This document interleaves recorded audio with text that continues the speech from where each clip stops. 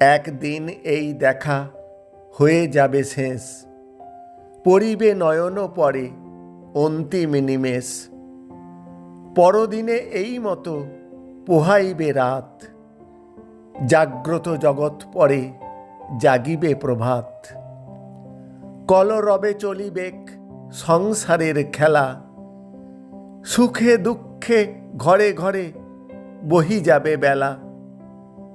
সে কথা স্মরণ করি নিখিলের পানে, আমি আজি চেয়ে আছি উৎসুক নয়ানে। যাহা কিছু হেরি চোখে কিছু তুচ্ছ নয়, সকলই দুর্লভ বলে আজি মনে হয়। দুর্লভ এ ধরনের লেশতম স্থান, দুর্লভ এ জগতের ব্যর্থতম প্রাণ।